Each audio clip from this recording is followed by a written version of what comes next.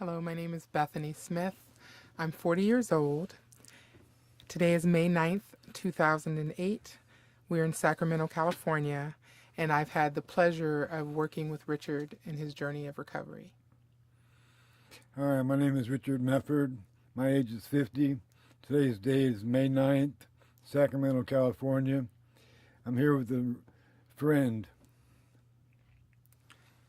So, Richard, I was hoping that you could tell me when and where you were born. Terre Haute, Indiana, When? 1957. And tell a little about your childhood. Well, when I was from the age 7 to the age 12, I was on crutches because of Perthes in my hip and that stuff. It was, just a destructive little bone thing there, disease, hip socket.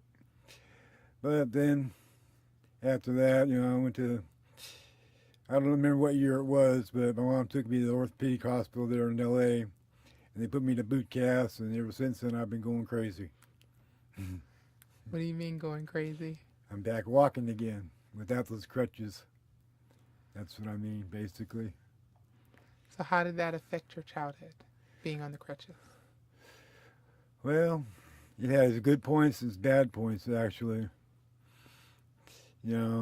Everybody kind of picked on you, if you're different than them. Being different and stuff like that. But then we moved from there up to here, so it was kind of a fresh start. Nobody knew anything about it, up here that I was. So basically, like I said, it was a fresh start, And I didn't tell anybody. It was any of their business or anything like that. So, you were done with the crutches by high school? No, 8th grade. 8th grade. Yeah. So, how was high school for you? Oh, it was all right. I tried to play sports, but didn't succeed. And that, I try to go out for the team and never got picked. That's okay though. I didn't mind watching. And how was your relationship with your siblings growing up? Well, my 2 younger brothers, I kind of raised them. My older brother, he always kind of had a little thing against me because he had to mow the lawn and I didn't. So he kind of had a little conflict against me on that one, which is okay. I didn't mind. And what's your relationship with your siblings like today? I don't see them.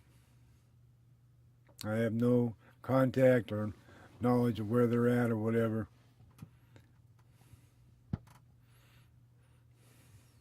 Tell me a little about your parents. Well, my mom, she did the best she could for us and that stuff. My biological father, I have no idea, who he is or ever met him or anything like that.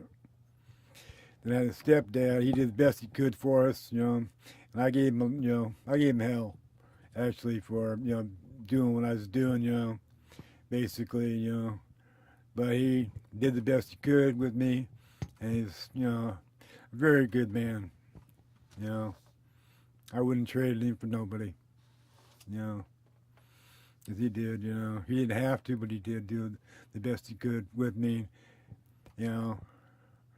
going to the doctor and all that other stuff like that, basically. So, When you were a child, what did you think your life would be like when you were older? I really had no idea. I really didn't. I didn't plan on being anything special or anything like that. Like some people plan on being doctors, nurses, rock and roll singers, or anything like that. No, I didn't plan on anything special. I just went with the flow, So, Did things turn out the way you thought they might for your adult life? well, No. I hope they would have been better, because I've been through a couple marriages already, and that. But I got a good relationship going right now, which is, it's good. So, and then I'm in a good program now too, which I like. It's helping me out a lot. You're talking about Pathways. Pathways with Turning Point. Yeah. How did you come to be a part of Pathways? Okay, let's see. I was with River City before that, and the funding went down because the government took the funding away. So then Pathways came in and took over from there and pulled all took younger people over in their section. Then the other older people went to Sierra Wellness Program. Yeah. So, and I was just a little bit too young to go to that one. So that's okay. Yeah. And what type of services does Turning Point help you with? Well, they really haven't yet.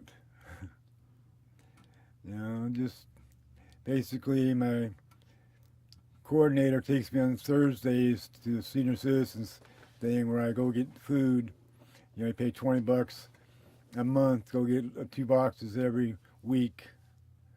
Some good food, greens, bagels and stuff like that. And I share those with the people where I live at. They don't go, so I do go, and so I take what I want out of the boxes, and I leave the boxes outside, or I'll go around to their apartments and ask them, would you like some of this or some of that, Do you feel supported by that program? Yes, I do. Do you have other supports in your life? Just my spouse. Yeah, that's about it, But the only other support would be myself, because it's just my philosophy and stuff like that I go by. Treat people the way you want to be treated. So I try to be as nice a person as I can, but still people just take that for weakness. So. And so when did you come to Sacramento? Back in 1973. Your entire family moved here? Yes. Yeah, me, my older brother, and my mom and dad. My 2 younger brothers came along while we were up here. Yeah. So.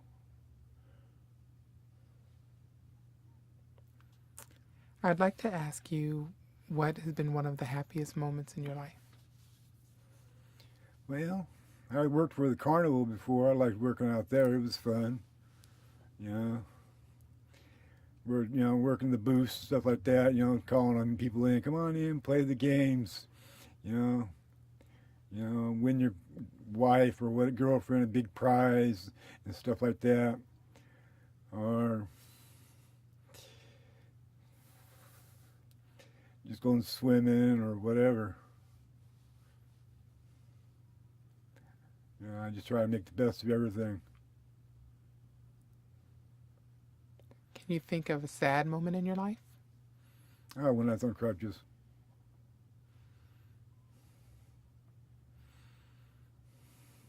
Is there anything that you've learned and take with you from your happy and your sad moments? Just be nice. Be nice to people. Whether they are to you or not, you still be nice. You try to be, at least. Who's been the nicest or kindest person to you in your life? Me, myself, and I. Yeah. I don't really ask much from anybody. I just be me. I don't ask nothing. You know.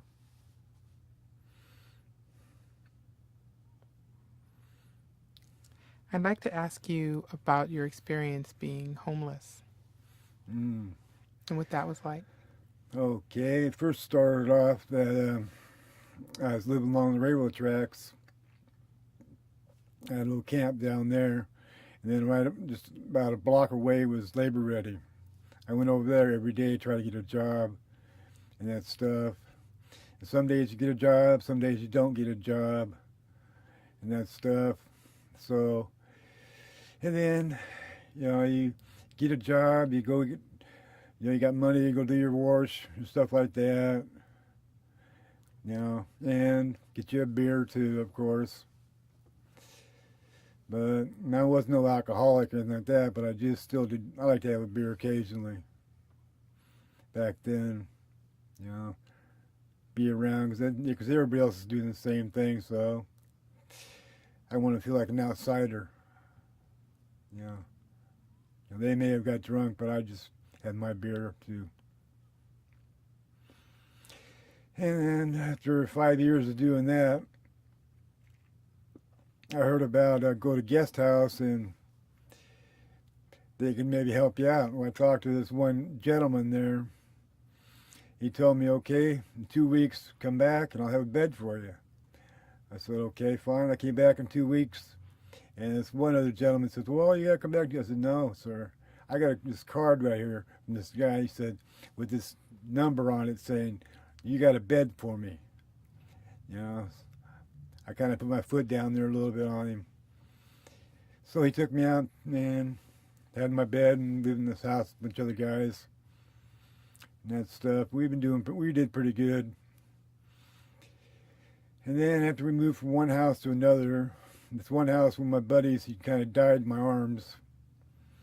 He had a heart attack.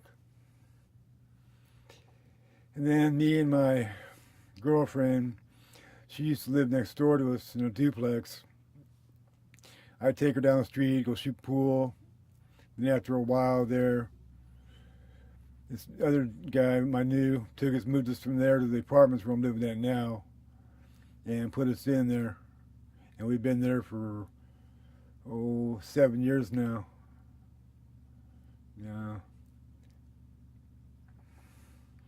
Are there any lessons that you learned while you were homeless, separate from other lessons you've learned in your life?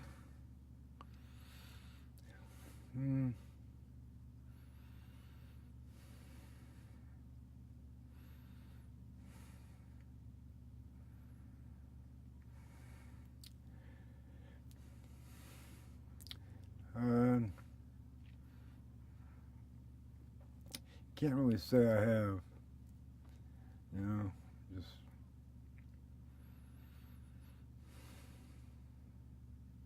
no. Okay. Do you think that your homelessness was impacted by your mental illness? Yes. In what way? Well, my mom really didn't realize it when I was younger that I had, depression, moods, stuff like that. And I was always kind of depressed. And that's what I got diagnosed with, was depression.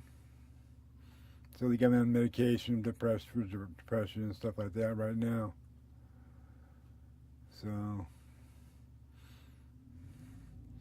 and being homeless didn't help any on it. So I'm glad I got into the program I got into. I'm glad I'm in the other program now too. So far. Now the doctor, though, in this other program, I'm still waiting to meet. I haven't met her yet. We've had 2 appointments with her, and she's canceled out on us twice now. Does the mental illness that you struggle with, does that sometimes affect your ability to cope or No. manage your daily activities? No, I don't. If I get bored, I'll watch TV. It takes my mind off of everything else. Go through the TV channels, okay. there's sports on or there's cartoons on or whatever. You know. Do you feel like you've ever been discriminated against because of your mental illness?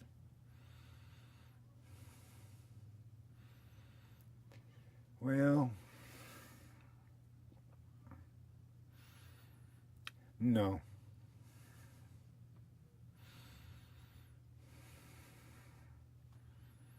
That's about the best answer I can give for that. Do you feel like you've been discriminated against for anything in your life? For any reason?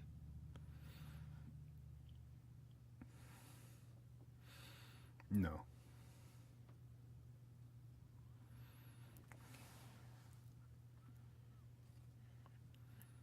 You spoke before about realizing now that you probably were struggling with your mental illness even when you were younger. Yes. But when did you realize that, I didn't realize that till my later years here.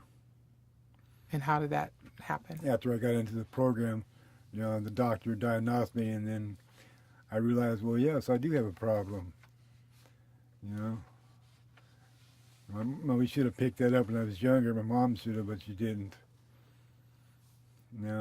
So just I take day by day.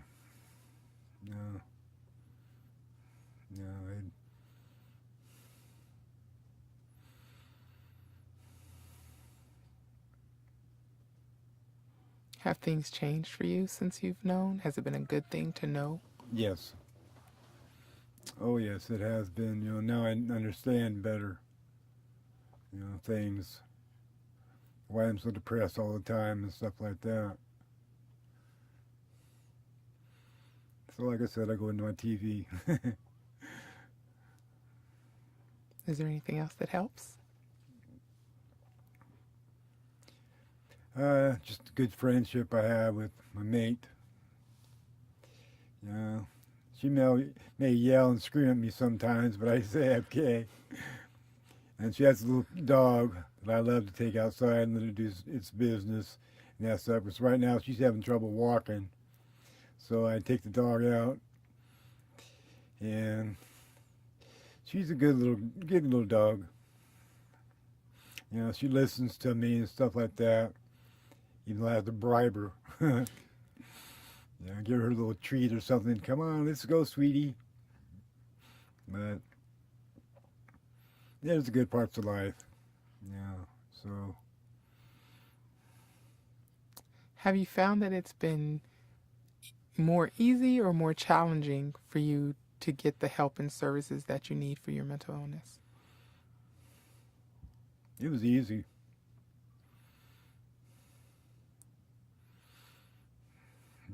Just people were out there willing to give. So I said, okay, let's do it.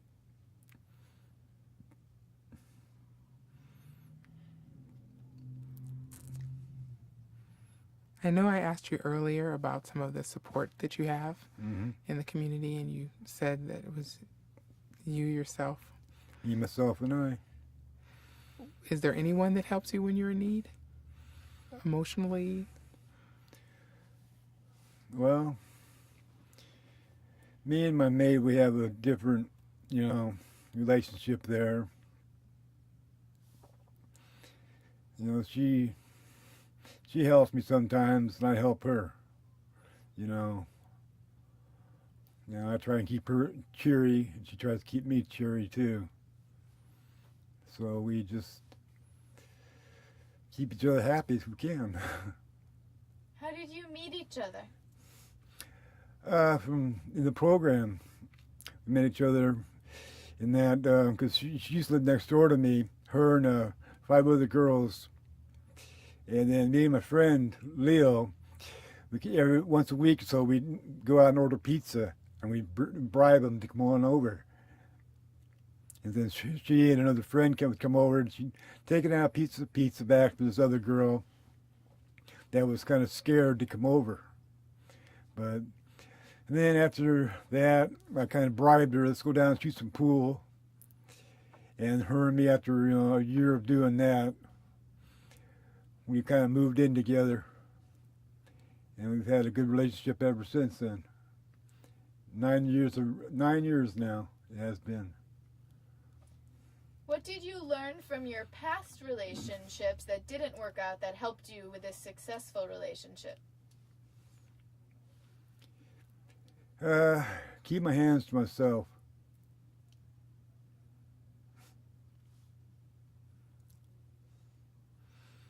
Yeah. And when did you learn that lesson? I learned that lesson about 10 years ago. Because me and my wife got into it, and she threw me out. Which, that's okay.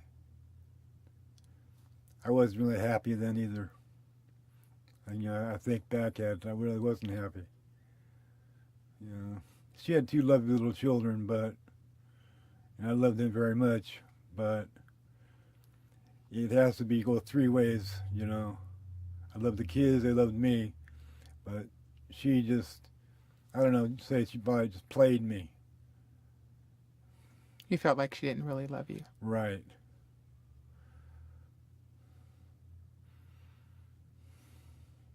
Did you feel like she was just using you, or it was just convenient? Or... Convenient.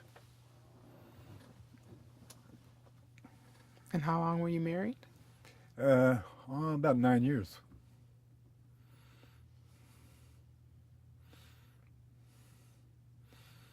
Yeah, 9 years.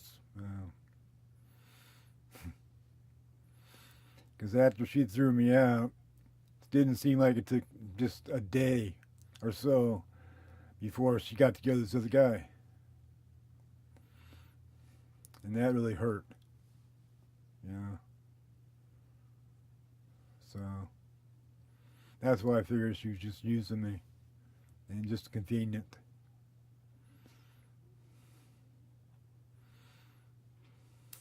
During that time, what was it like for you? How did you make your way in the world? I've been a mechanic all my life. And I work on, I love to work on engines. Get mad at them and that stuff. But if I didn't come home, a little bit of grease on my arms and grease under my fingernails, I didn't do a good day. And me and my older brother, we started a business together. And by the same time, this other guy started a business too. Well, we took a lot of his jobs away because he was too scared. He cut his hand or something or whatever. We weren't scared to do that. You get in there and you get a job, you do it right, and then you get out of there. And we gave people a very fair price for our labor and work. Do you still do that kind of work?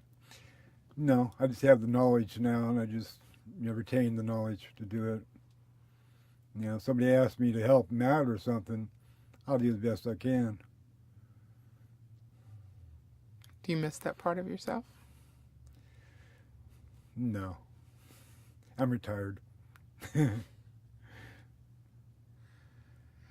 You were speaking a little while ago about the time when you divorced from your wife. Yes. Is that a time that created any loneliness for you? No, I kept myself occupied with me and my brother, in the business that we were in. I didn't really have time to be, lonely or whatever. Go out and work, come home, go to bed, get up in the morning, eat, go to work again, and so on. It might be my own fault that my marriage went down the tube. It could be. I don't really know. How do you think it might be your fault? Well, I'm a workaholic.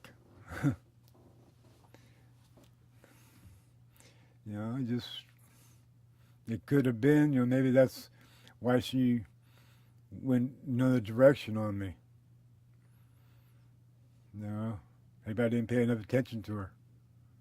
That could have been it too. I don't know, I really can't answer that one very well. Are there any other feelings you may have been having after that? No. No.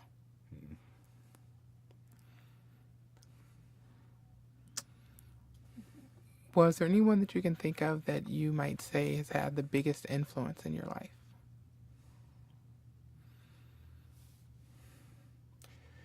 It'd be my older brother. Yeah.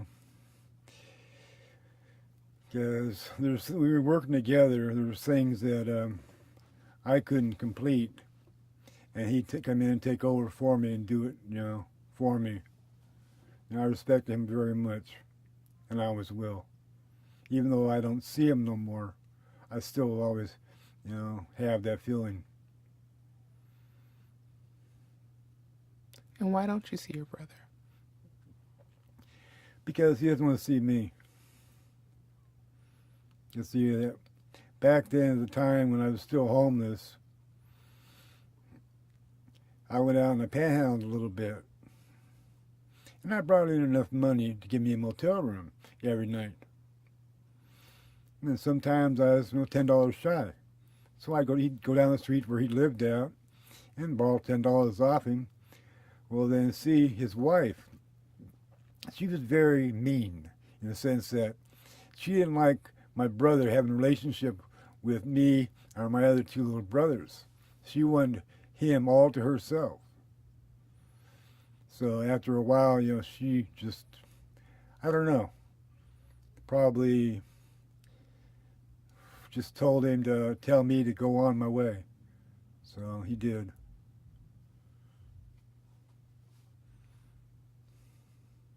Have you ever tried to get in contact with him since then? I have no idea where he's at. No. He could be living in Oak Grove, all I know.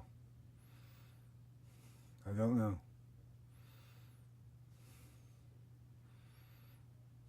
Do you think about your family often? No. No, I don't. I just do the best I can about things, Because if I thought about it, it'd make me sad. And I'm a happy person. Or I try to be at least. Yeah, I don't like being sad.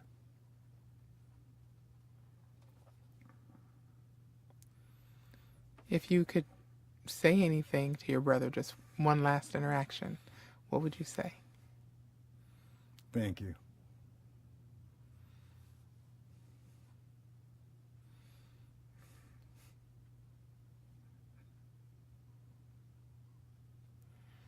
Thank you for the things he taught you? Or? Correct. And what do you think he might say to you? Get the hell out of here.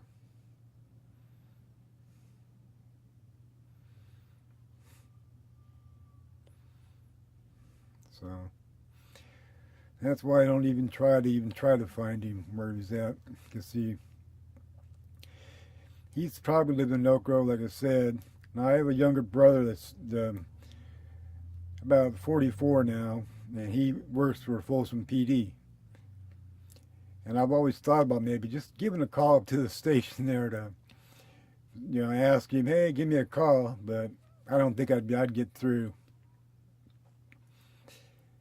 And I live with my youngest brother. Well, after a while living together, we didn't really get along that well. So I think he's a roofer now probably too. They got their homes and their families, and I got my family. We all just be happy together without, Yeah, I'd love to go see, my nieces and nephews, but no. So you do consider yourself in the world on your own? Yes. Very much. Do you ever feel lonely? Oh, I try not to. Sometimes I do, yes.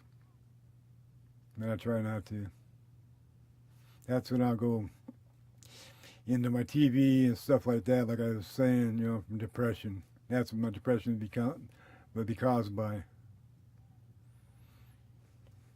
What are some of the other things that you do to work your way through the depression? Well, I'm going to start doing a lot more reading now. And like the other day there, I saw this one show on TV that I read the book when I was a kid. Yeah, it's The Outsiders. I saw that on TV. I thought, oh, right, Yeah. Just things like that. So, and me and my neighbors were all good friends and that stuff too. So, just the way it is. I don't know if you remember me telling you my impression of you when we first met. How I feel that it really comes across that you have a really good heart, and that it seems like you embody what you say about treating people the way you want to be treated. Yes. And I just wonder how it feels for someone to tell you that, to say those good things. Makes me feel good. You say like somebody comes up and shows you respect and stuff like that. It makes you feel like about 10 feet tall. So, and I really appreciate, hearing that from people and from you especially.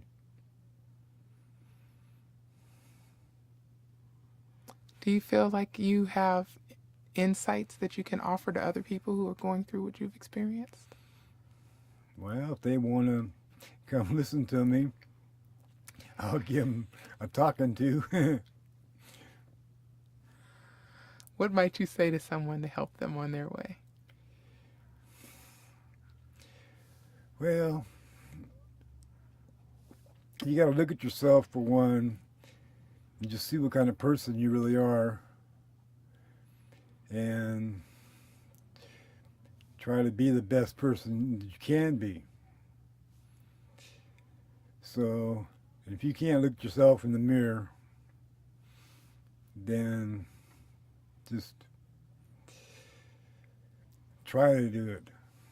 You really try to look at yourself in the mirror and smile. If you can't, just take 5 minutes and try again.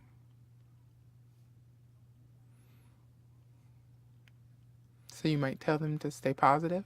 Yes. Oh yeah, think positive. Never negative thoughts. You have to always think positive. Yeah. What's something that you've done that you're very proud of?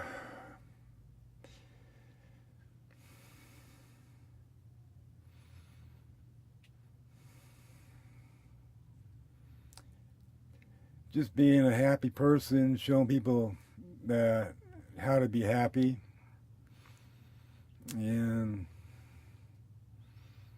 show them kindness. Makes me feel good inside that I can do that. So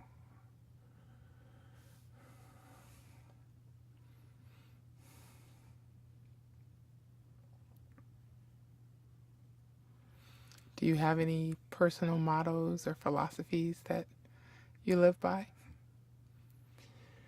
well, it's just basically be who you are and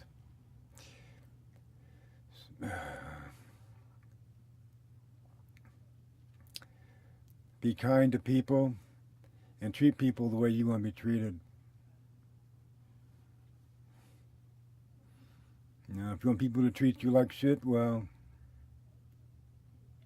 I guess they will. So, but don't let them. Be nice to them.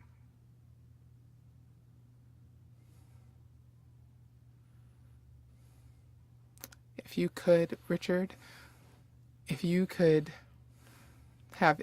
wake up tomorrow and have anything in your life change or improve, what would that be? What would Another that look dog. like? Another dog. A little chihuahua. I want. You like animals? Yes, I do. I love animals. You know, they make me feel good inside, you know. You know, I love spoiling them. They give unconditional love. Correct. Very much. Yeah.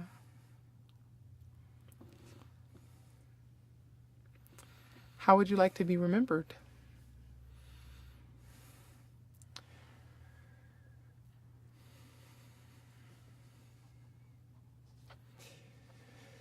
Just basically being the guy that's walking around saying, treat people the way you want to be treated. With love, care, and no loneliness. In memory of, you know.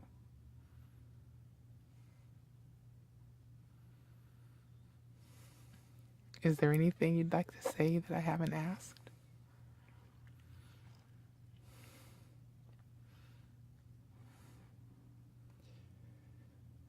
Well,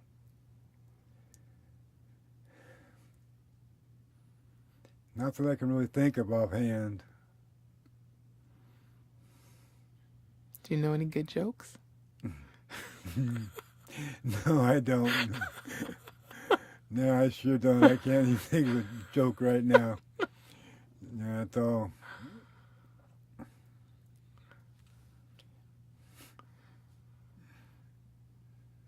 Thank you so much, Richard. You're very much welcome.